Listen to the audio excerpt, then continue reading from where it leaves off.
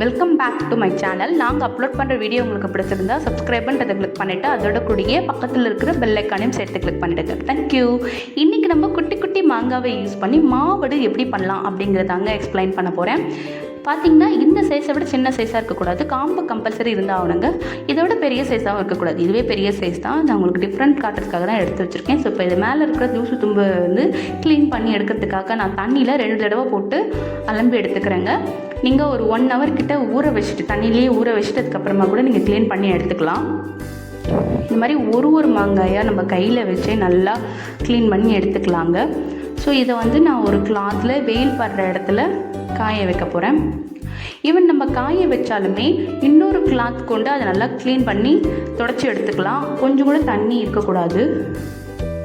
இப்போ நான் வந்து ஒரு கிளாத்தில் காய வைக்கிறேங்க. நம்ம இந்த ப்ரொசீஜரை கரெக்டாக ஃபாலோ பண்ணோன்னா ஊறுகாய் வந்து 1 வருஷம் ஆனாலும் கெடாமல் இருக்கும். ஸோ இது வந்து காஞ்சிருச்சு, நம்ம தொடச்சி எடுத்து வச்சுக்கலாம். பாருங்கள், நான் இதில் வந்து பார்த்திங்கன்னா 2 டீஸ்பூன் நல்லெண்ணெய் போட்டு க்ரீஸ் பண்ணி வச்சுருக்கேன். இது வந்து சூடு தணியறதுக்காக தான் இந்த நல்லெண்ணெய் ஆட் பண்ணுறது. இந்த கூட வந்து நான் தாங்க மேக் பண்ணேன். இந்த மேக்கிங் வீடியோவோட லிங்க்கை வந்து டிஸ்கிரிப்ஷனில் ஆட் பண்ணுறேன், வேணுன்னா பார்த்துக்கோங்க. பீங்கானில் தான் போட்டும், பட் என்கிட்ட பெரிய சைஸ் இல்லாதனால நான் வந்து பிளாஸ்டிக் எடுத்திருக்கேன். சம்மர் ஸ்டார்ட் ஆகிடுச்சதுனால நன்னரி வேர் போட்டு பானை தண்ணி தாங்க யூஸ் பண்ணுறேன். கீழே வந்து ஆற்று மணல் வச்சுருக்கேன். வாங்க இப்போ ஊறுகாய் போட்டுடலாம். அந்த மாங்காய் கூட கல்லுப்பு ஆட் பண்ணியிருக்கேன்.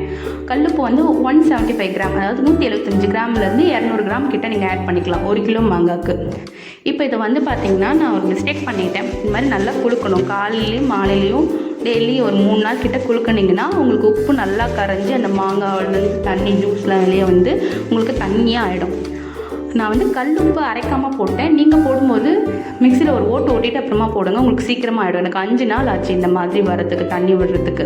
ஸோ இப்போ வந்து ஒரு தண்ணி சூடு பண்ணி அதில் வந்து ஒரு 20 மிளகாய் வற்றல அதில் போட்டிருக்கேங்க. பேஸ்ட் அரைக்கிறதுக்காக இது மாதிரி போட்டிங்கன்னா உங்களுக்கு ஃபைன் பேஸ்ட்டாக கிடைக்கும். அப்புறம் வந்து ஒரு 80 கிராம் கிட்ட கடுகு எடுத்திருக்கேன். அது வந்து சூடான கடாயில் போட்டிருக்கேன், அவ்வளோதான். மற்றபடி பொரியக்கூடாது. ஸோ இப்போ இது 2யுமே வந்து நம்ம அரைச்சி எடுத்துடலாம். அதுக்கு அரைக்கிறதுக்கு யூஸ் பண்ணுற தண்ணி வந்து பார்த்திங்கன்னா அந்த மாவடையில் வந்து நம்ம க்ரியேட் பண்ணோம் இல்லைங்களா, அந்த உப்பு தண்ணி தான் ஆட் பண்ணணும், வேறு அதர் தண்ணி ஆட் பண்ணக்கூடாது. ஸோ இது 2த்தையுமே நம்ம ஃபைன் பேஸ்ட்டாக அரைச்சி எடுத்துடலாம். இது கூட வந்து நான் ஒரு 15 to 20 கிராம் கிட்ட மஞ்சள்தூள் ஆட் பண்ணுறேன். அது ஒரு ஓட்டினீங்கன்னா இந்த பேஸ்ட்டோடையே மிக்ஸ் ஆகிடும். அரைச்சி எடுத்தாச்சு.